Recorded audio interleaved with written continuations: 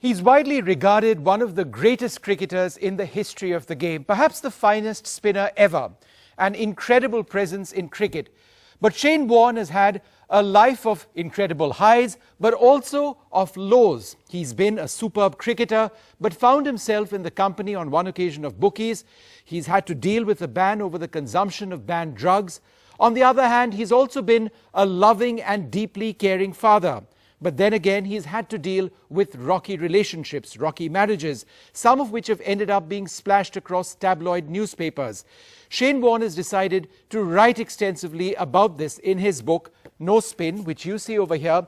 It's his autobiography, written with his good friend Mark Nicholas. Shane Warne joins us now from the UK. Thanks, Shane, very much for speaking to us.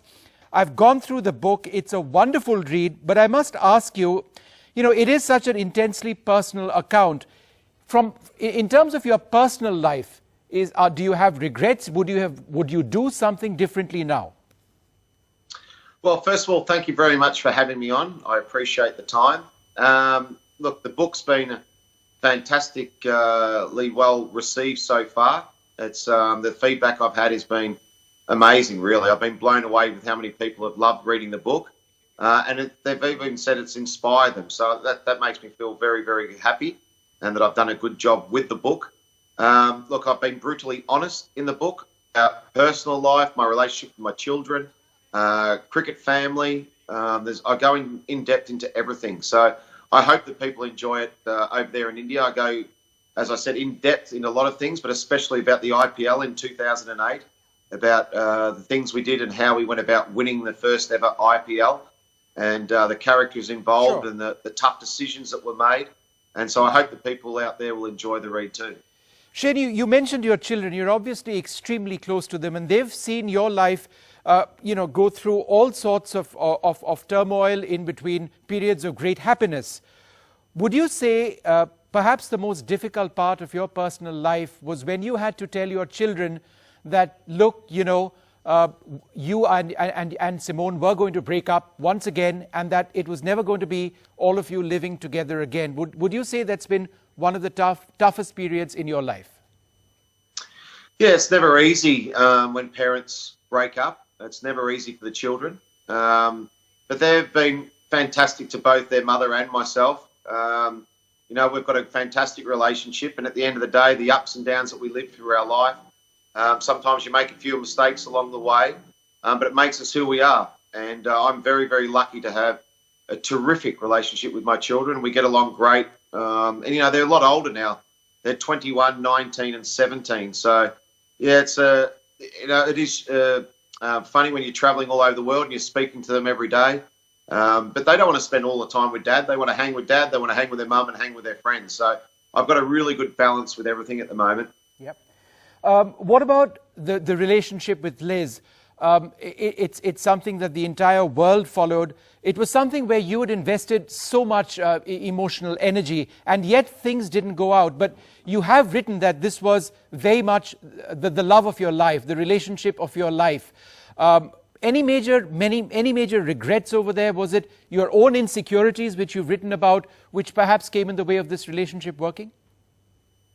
No, well, I've only had 2 relationships in my life, proper relationships. I was married for 10 years to Simone, and then I was engaged with Elizabeth. We were together for 4 years, and I was, one of the happiest times of my life.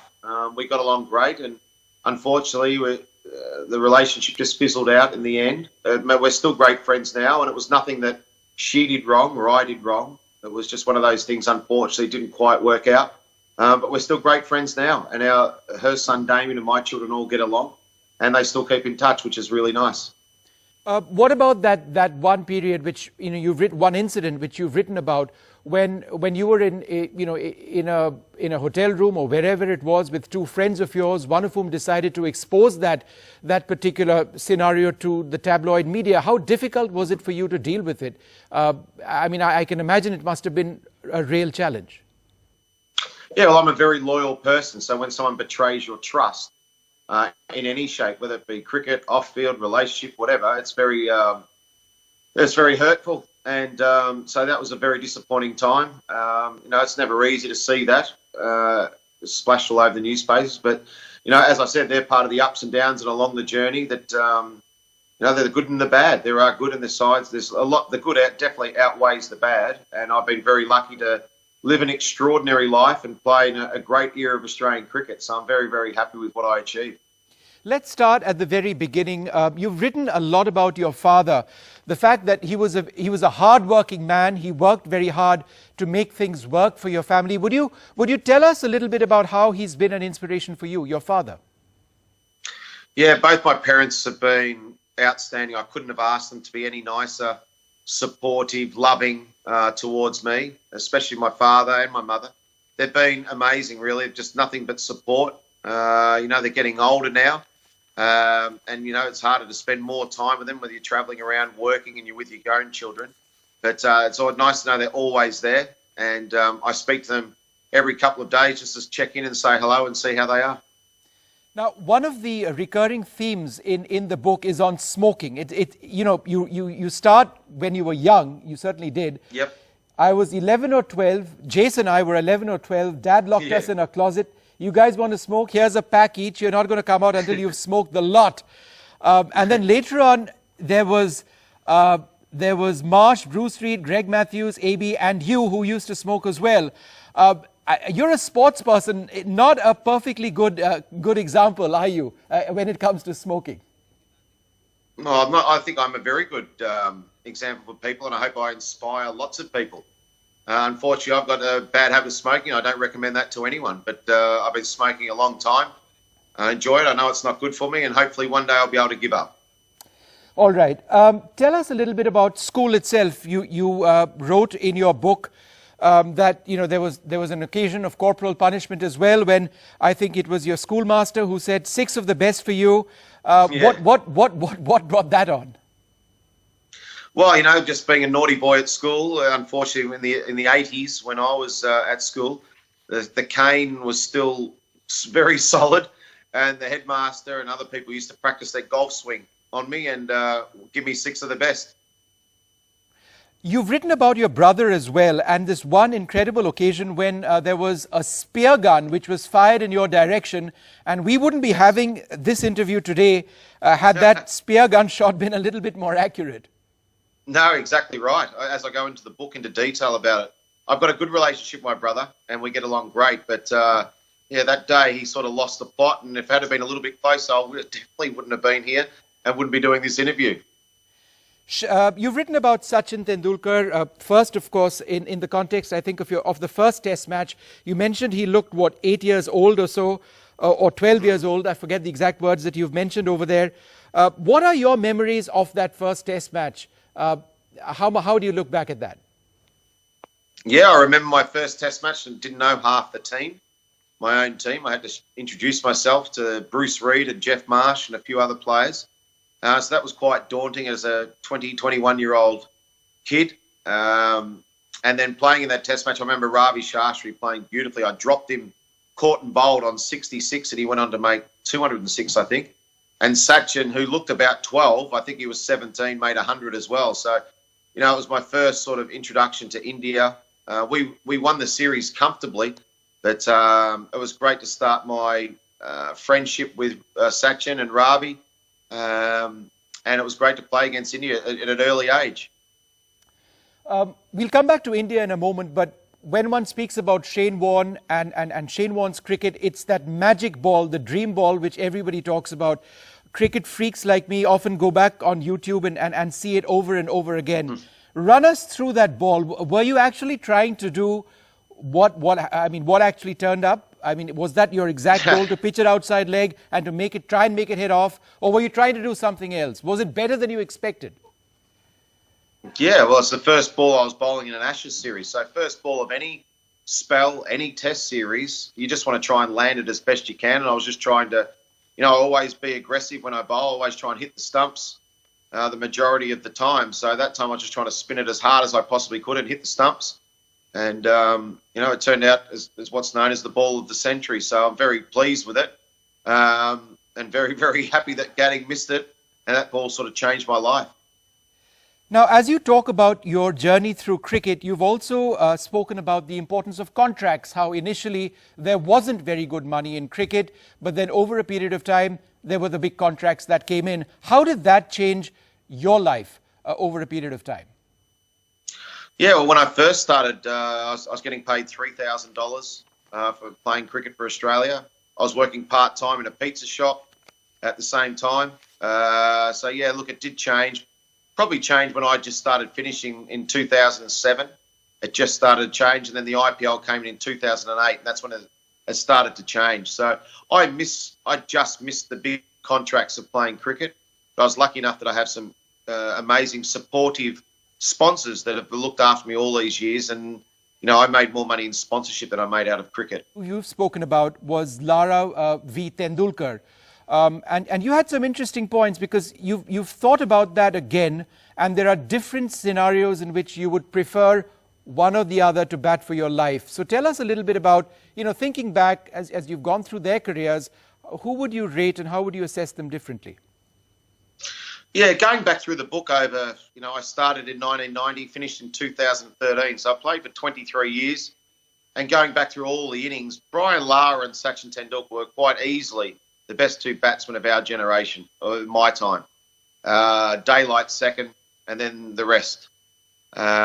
It's very hard to split them. I think if you wanted to go and watch someone, you needed 400 to win on the last day of a test match or the last innings, I'd send Brian Lara out because he's more chance of making 200. If I wanted someone to bat for my life day in, day out, then I'd wheel out Sachin Tendulkar because he was such a class act. So very hard to split them, but they're both terrific players and the best players that I saw. Two other players who you've spoken about, Viv Richards and Wasim Akram. Wasim, of course, you played with. I don't think you've played with Viv Richards per se. But tell us about Wasim Akram first. Why did you assess him as being as good as he is, or as good as he was? Wasim Akram was probably the most skillful bowler I ever saw. He was a wonderful bowler in any conditions and a real handful. And I've got to know him as a friend too, and he's a great guy. Viv Richards was my favourite cricketer. He's my favourite cricketer ever. I loved the way he played the game. I've been lucky enough to get to know him over the years and work with him at the Melbourne Stars in the Big Bash when I was captain. He's a really, really great mind on the game. And I think when we were all growing up, watching Viv Richards bat was a real highlight. Tell us a little bit about VVS Laxman as well. You talk about that Kolkata Test match. How was that among the best innings that you've seen any opposition batsman play? Yeah, well, to bat for that long in those conditions, and I think, what did he make, 280 or something? 281, I think. It was a great innings. He had a couple of good innings against Australia, but that one really stood out for me. It was a great innings. Is it a regret of yours that despite being perhaps the greatest spinner in the history of the game, your test record in India isn't perhaps as good as it is elsewhere in the world? Is that a regret for you that you encountered Sachin in the prime of his career perhaps, and conditions which didn't work to your advantage, surprisingly? Yeah, no, it's not a regret, not at all. I was, as I say in the book, I had a shoulder operation, a finger operation in two of the tours, which was really disappointing. And the Indian side back then with Dravid and Sachin and Ganguly and Laxman and Sehwag and all these players, they were such wonderful players. It was very hard over there in India, and they were a great side in India. So, yeah, look, I gave it my best, but, they were too good. Shane, you've also spoken about bookies. I think the first occasion when you came across somebody was in Sri Lanka who offered you $5,000 because I think you were gambling and you lost $5,000, and this person came and said, oh, look, I'm a fan of yours. Here's the money back. Tell us about that encounter. What exactly happened there? Well, if you read the book, I go into detail about it all. It's pretty hard to sum up in 30 seconds here in an interview. So it's probably best to read the book in that part, and that gives you all the details about it. No, but tell us about that scenario. What comes to mind? Well, you just said it. You just said it. You said exactly how it is, and the rest is in the book. Why did you actually accept that money at that stage? I think that's what I'm trying to ask you. Was it yeah, well, a momentary I lost $5,000 at a casino, and a friend of Mark Waugh said, look, here's the 5,000. I said, no, I'm okay.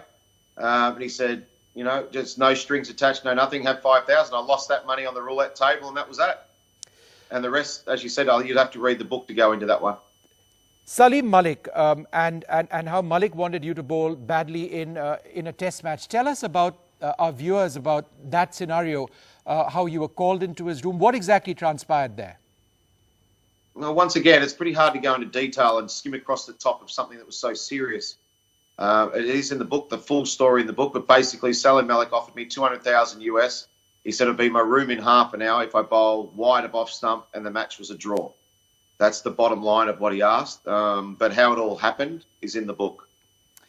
Just a last couple of questions, Shane. There was that one very unfortunate period when you had a diuretic, not really knowing what it was for, and then you ended up being banned in the game. What were the circumstances that led to your consuming that drug? What exactly was it? Yeah, it was tough being out for a year.